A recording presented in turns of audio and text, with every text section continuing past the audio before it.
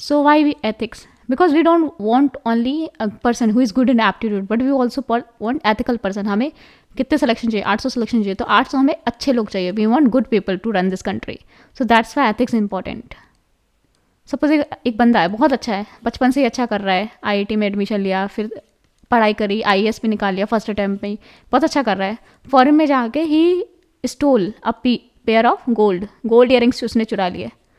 अब क्या हुआ, उसके एथिक्स कितना जीरो है. तो we want good people. We don't want only one person जो अच्छा है एडमिनिस्ट्रेटर में, रटने में, क्रैमिंग में. We also want person who are good in heart. तो ये एथिक्स पेपर उन लोगों को सर्च करने की कोशिश करता है who are good at heart, good in character. तो सक्सेसफुल ग्रेजुएट्स होते हैं, सक्सेसफुल कैंडिडेट्स होते हैं, generally found indulge in corruption. We don't want corrupt people, we want good people to run this country. So Otto von Bismarck ने बोला था, with bad laws and good civil servant it is still possible to govern, but with a bad civil servant even the best law can't help. तो अगर बुरी laws भी हो and अच्छे civil servant हो, it is still possible to govern, but with bad civil servant even the best law can't help. तो इसलिए हमें क्या चाहिए? गुड सिविल सर्वेंट चाहिए to run this country, to administer this country. Ethics बताता है what value system you have. For example आप class में लेट आ रहे हैं, means you don't have value of time. अगर टाइम की आपकी वैल्यू होती है, कभी लेट नहीं आते. फॉर एग्जाम्पल आप ऑनेस्ट हो कि नहीं हो, तो आपकी वैल्यू क्या है? तो वैल्यू को टेस्ट करता है एथिक्स. तो this paper wants to test what values you carry, कि आपके पास क्या वैल्यूज हैं. तो this paper wants to test what values you carry. So core topic में सबसे इंपॉर्टेंट जाना है what is right and wrong. What is right और फॉर एग्जाम्पल किसी स्मोकर से पूछोगे कि स्मोकिंग करना अच्छा है, बोलेगा या it's very thrilling. Non smoker से पूछोगे, ही विल से कि स्मोकिंग इज अ बैड. किसी से पूछोगे वेदर डाउरी इज राइट और wrong, intercaste marriage right and wrong. For example parents के लिए इट माइट बी रॉन्ग. तो पेरेंट्स ने, हमने पूरी लाइफ में अपना चीज़ों के हिसाब से राइट एंड रॉन्ग चीज़ें डेवलप की है. तो ये है हमें, ये मेजॉरिटी ऑफ द क्वेश्चन इससे होंगे, whether the thing is right और रॉन्ग. ह्यूमन किस तरीके से एनिमल से डिफरेंस होता है, क्योंकि एनिमल्स में वैल्यूज़ नहीं होती. Human have value. हम कंपैशनेट हो सकते हैं, we can be kind, we have some values that bind us. So things that separate us from animal, that humans has value system that binds us. We will be compassionate, we have to be kind. Human has value system that bind us, and we are different from animal in this aspect. And our parents try to teach us value from very starting. For example, पहली जो value हम सीखते हैं respect, कि बड़ों के पैर छुओ, हाथ जोड़ो. तो इस तरीके से आप कर रहे हो, रिस्पेक्ट सिखा रहे हो बच्चों को. तो बच्चों को पता नहीं होता है मतलब क्या है हाथ जोड़ने का, पैर छूने का, but still they do because you are teaching them value. Values are very important because behind every action there is a value attached. Values are very important. Behind your every action there is a value attached. So value की बात करें, so there are values. For example होती हैं human values, फिर होती है हमारी foundational value. Foundational value जो आपका फाउंडेशन बनाती है, जो आपने लर्न करी है from school, from your parents, from teachers. So these are your foundational value. For example school से हमने क्या सीखा है, दैट हम किसी का भी टिफ़िन चुरा के खा लेते हैं. तो वहाँ पे हम कास्ट पूछते हैं? नहीं पूछते हैं, हम चुपचाप खा लेते हैं, हमें सिर्फ खाने की खुशबू दिखती है. तो this is a manifestation of tolerance, acceptance of every one. तो ये मैनिफेस्टेशन टॉलरेंस, तो हमें स्कूल टॉलरेंस, एक्सेप्टेंस सिखाता है. फिर हर एक चीज़ टाइम बाउंड होती है, तो हमें डिसिप्लिन सिखाता है स्कूल. लंच टाइम पे आना, टाइम पे जाना, टाइम पे, तो हमें डिसिप्लिन सिखाता है. टाइम बाउंड होता है, उसको डिसिप्लिन सिखाता है. बहुत सारे गेम्स होते हैं साथ में, तो कोऑपरेशन एंड कोलैबोरेशन कैसे करना है सबके साथ, ये स्कूल सिखाता है हमें. So human value, foundational value is those value what you have learn from family, what you have learn from the society, what you have learn from school. तो these are all your foundational values. School teaches us to collaborate and cooperate. Every play activity जो भी बच्चों के बीच में होती है, it teaches us how to collaborate with others. Everything in school is time bound. तो US school सिखाता है हमें discipline, cooperation, collaboration, tolerance, acceptance. So human value बताता है what value you have as a human being. Foundational value, what values you have learn from the society, from the school, from family, from teachers. So these are foundational value. Then we have public service value. Public service value, like after you come into the public service, what are the values expected from you? So these are public service values. So पहला core topic हमारा ethics and human interference. Second important topic है values. So human values, 4 लंबे question आए थे. Foundational value जो आपने learn किया society से, ह्यूमन वैल्यू जो आपने एक्वायर किया एज अ ह्यूमन बीइंग, वो ह्यूमन वैल्यूज हो गए. फाउंडेशनल वैल्यू जो आपने एक्वायर किया है, फाउंडेशनल वैल्यूज जो आपने सोसाइटी से स्कूल से एक्वायर किया। दैन पब्लिक सर्विस वैल्यू, कि आपसे क्या एक्सपेक्ट किया जाता है पब्लिक सर्विसेज में आओ, these are public service value. तो values are very important. So we are born as a human, so we are human, and we become the citizen of the country. We have Aadhaar card, we have birth certificate, we born into a family, we have a caste, and we can't change these castes. So these are the things when we are born, we are assigned. These are the things that are assigned to us while we are born. So humans have conscience. तो as a human we have conscience. हम जब सोते हैं रात को, तुम्हारे मन में क्या आवाज़ आती है कि आज ये अच्छा नहीं किया, तुम्हारी कॉन्सेंस हमें बताती है what is right and wrong. हमें गिल्ट होती है किसी चीज़ की जो हमने काम किया, तो हमारी कॉन्शियस हमें गिल्ट फील कराती है। So as a human we have conscious which tells us what is right and wrong. तो जब भी हम कुछ गलत करते हैं तो हमारा कॉन्शियस हमें जीने नहीं देता। हमने कुछ गलत किया तो हमें कुछ ना कुछ अंदर से टटोलता रहता है। It is our conscious speaking to us, it is within us, it tell us which guide us what is right and wrong. In a way you can run away from the law, law से भाग सकते हो but आप अपने conscious से नहीं भाग सकते। That will always go with you, you can not run away from conscious, it will always guide your behaviour. अगर आप अपने कॉन्शियस के अगेंस्ट जाते हो तो you will feel guilt, you will feel remorse. So Indian society में हम laws से कम रेगुलेशन से ज़्यादा चलते हैं। सिटीजन्स हमें क्या, एज अ सिटीजन हमें लॉ फॉलो करनी है, फैमिली एंड कास्ट हमें क्या पुट अप करते हैं रेगुलेशन। फॉर एग्जाम्पल आपने अपनी शादी रजिस्टर करा ली रजिस्ट्रार ऑफिस में, लेकिन उसे नहीं माना जाएगा लाएगा जब तक 7 फेरा ना हो। तो रेगुलेशन आर मोर इंपॉर्टेंट। आपकी शादी रजिस्टर भी नहीं हुई तब भी आपने पूरे रेगुलेशन के साथ शादी की है, वो वैलिड होगी। आपने रजिस्ट्रेशन करा लिया, जब तक 7 फेरे नहीं हुए तब तक वो आपकी शादी नहीं मानी जाएगी। तो regulation are very important. For example caste system, जो हमारी डाउरी सिस्टम है वो क्या है, लॉ के द्वारा प्रोहिबिटेड है, लेकिन अभी भी प्रैक्टिस की जाती है because of regulation. Child marriage still prohibited, अभी भी मैरिज की जाती है, लॉ के अगेंस्ट है but regulation. Sabarimala for example, Sabarimala act के अगेंस्ट है। सबरीमला में बोला कि वुमेन को एंट्री अलाउड चाहिए, लेकिन लोग अपोज करें because of regulation are more important than the laws in India. So when there is a clash between law and regulation, regulation tends to dominate in Indian society. For example government law लेके आते, Beti Bachao Beti Padhao campaign start करती है, लेकिन खाप पंचायत बोलती है लड़कियां school नहीं जाएंगे, तो रेगुलेशन प्रिवेल्स, नहीं जाएंगे तो नहीं जाएंगे। So what guides your action as a citizen, law of the land guides your action. Social society में regulation guides your action, and as a human your conscience, your inner conscience guide you to perform right act. So human के लिए conscience guide करता है, society में regulations चलते हैं, as citizen में law of the land. So these are guides to the action.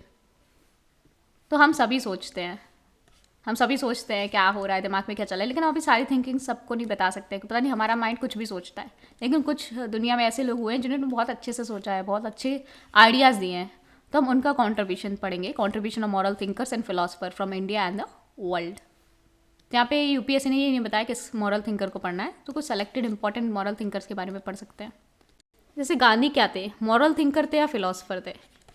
सो गांधी थे moral thinker, he was not a philosopher, he was a moral thinker. तो सबसे इंपॉर्टेंट क्वेश्चन वो ऑप्शन में पूछे थे, what is the best way to lead the life, what is the best way to lead the life. जैसे बुद्धा ने बताया था 8 fold principle to live a good life, 8 fold path दिया था बुद्धा ने to lead a good life.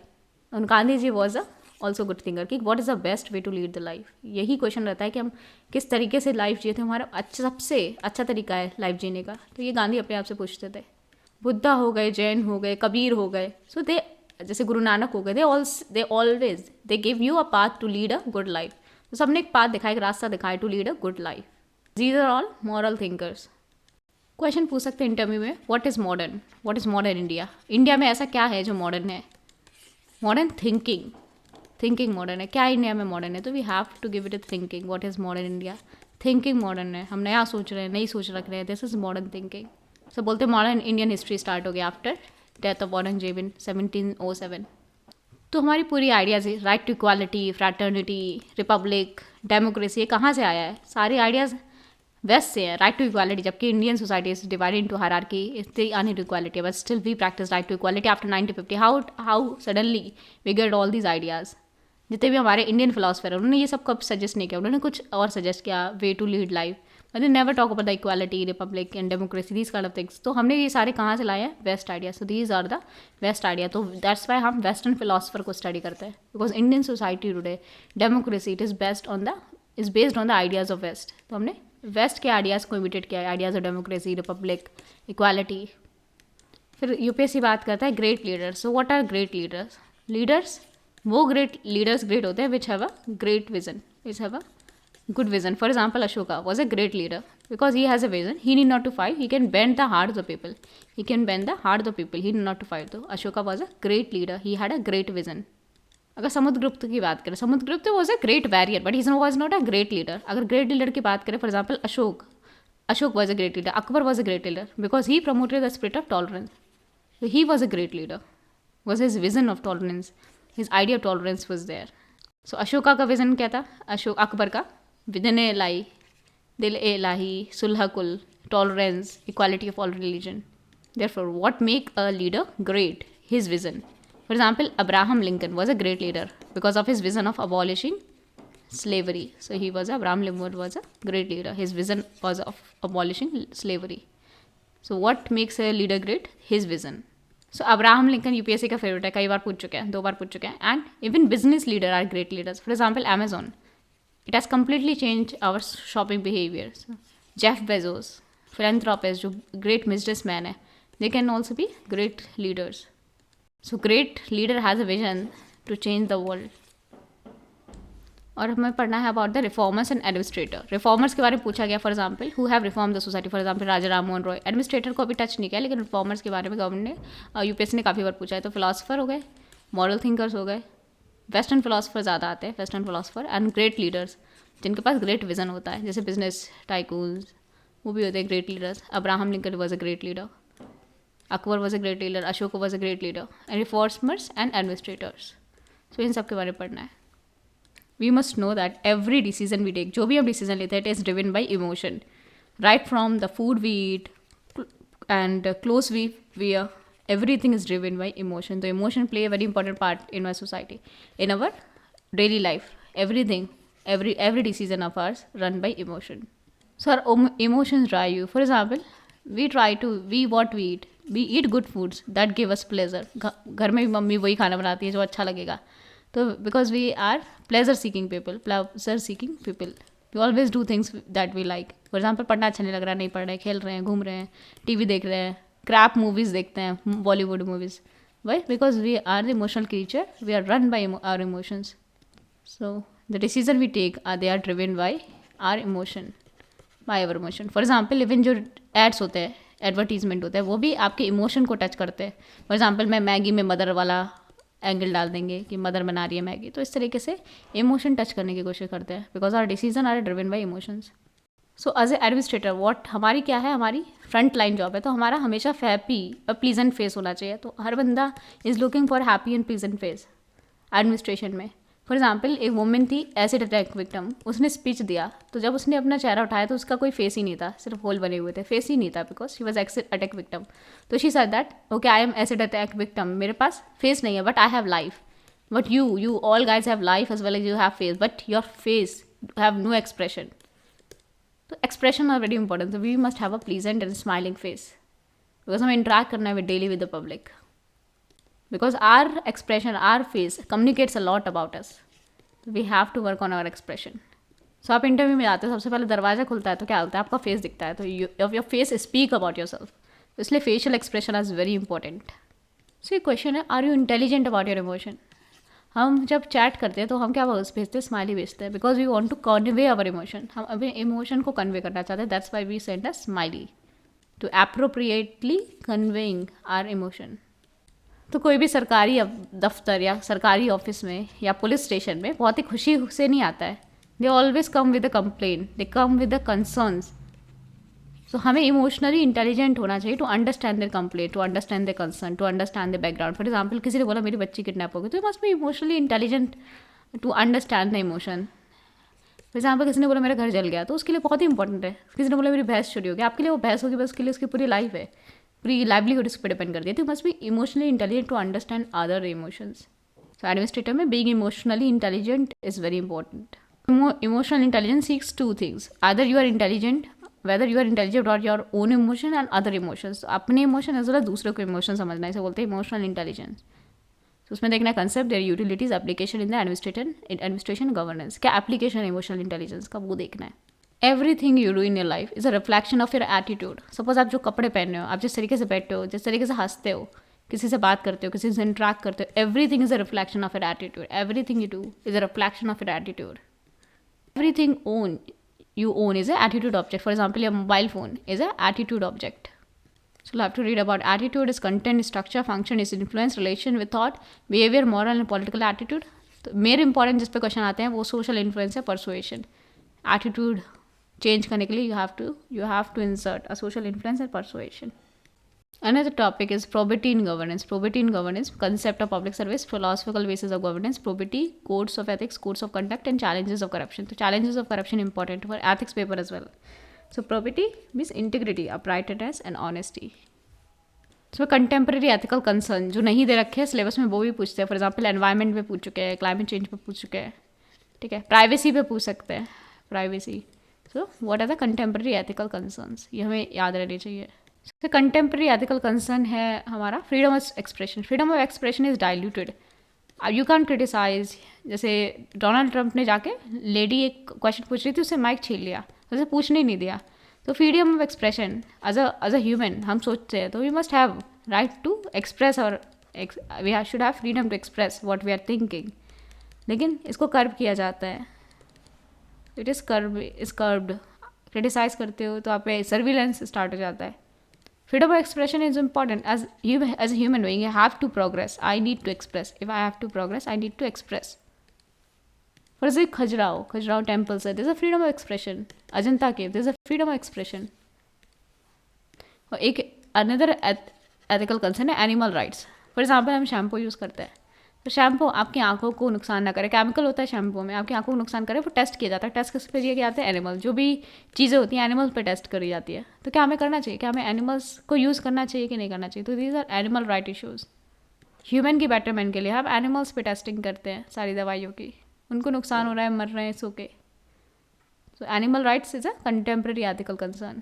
For example test result के लिए rabbits को यूज़ किया जाता है, तो उनकी आइज़ में कॉन्टीन्यूसली डाला जाता है कितना टॉक्सिक है ह्यूमन आइज़ के लिए, ये देखने के लिए.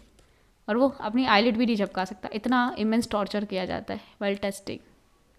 जब तक एनिमल ब्लाइंड ना हो जाए तब तक करते रहते हैं. जब अगर ब्लाइंड हो गया तो उसे मार देते हैं. एक इशू है चाइना में, ट्राई कर रहे हैं कि ह्यूमन ऑर्गन्स को एनिमल्स में ग्रो करो. It is justified to grow human organs in animals. और एक इशू है बायो एथिक्स का, प्रॉब्लम ऑफ बायो एथिक्स. फिर एक एथिकल कंसर्न है प्राइवेसी. अब बायो एथिकल इशू में आ जाते हैं सरोगेसी. क्या ये अच्छा है या बुरा है? सरोगेसी इंडस्ट्री है इंडिया में, सिर्फ bio ethical issue. So privacy is a issue because सबसे ज़्यादा प्राइवेसी कौन हर्ट करता है? Our parents. Do parents have a right to violate our privacy? Mobile check कर लेंगे, या फ़ोन्स होते जो कनेक्टेड होते थे पहले, फ़ोन से सुन लिया. So do parents have right to violate your privacy? तो at home we don't want our government to interfere in life. We want, हम अपने पेरेंट्स नहीं चाहते हमारे इंटरफेयर करें. हम अपने गवर्नमेंट को कैसे करने दे सकते हैं? So this is a issue of privacy. So question is, do parents should have right to violate our right to privacy? और हमारे जैसे स्पोर्ट्स बढ़े तो this is ethics, sports ethics. तो इशू होता है डोपिंग का, चीटिंग का स्पोर्ट्स में. सो एथिकल पर्सनालिटी को रोल मॉडल होना चाहिए. Role model. know that sports is a highly viewed thing worldwide. तो यहाँ पे जो भी लीडर्स हो रही है, जो भी स्पोर्ट पर्सन होते हैं, they should have very strong ethics.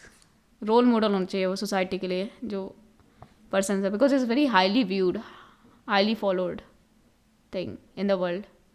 जैसे मेजर ध्यानचंद है मॉडल फॉर द सोसाइटी. तो मेजर ध्यानचंद, तो इस टाइप के रोल मॉडल होने चाहिए सोसाइटी में. तो आजकल स्पोर्ट पर्सन में बहुत ही कम रोल मॉडल दिखते हैं. Another thing is ethics in war. क्या वॉर एथिकल होता है? So, हमारे पास इतनी बड़ी आर्मी है, we have a air force, we have a navy, but still we are the peaceful country. So can we say that? So अगर human history की बात करें, human history is the history of the war. अगर हम बात करें रामायण की, महाभारत की, क्या है? This is the history of war. So human history has a long history of Wars. For example, Indra is a war god. Ancient time is a war god, and he has a highest hymns attached to him. The war god Indra. And war is nothing but violence.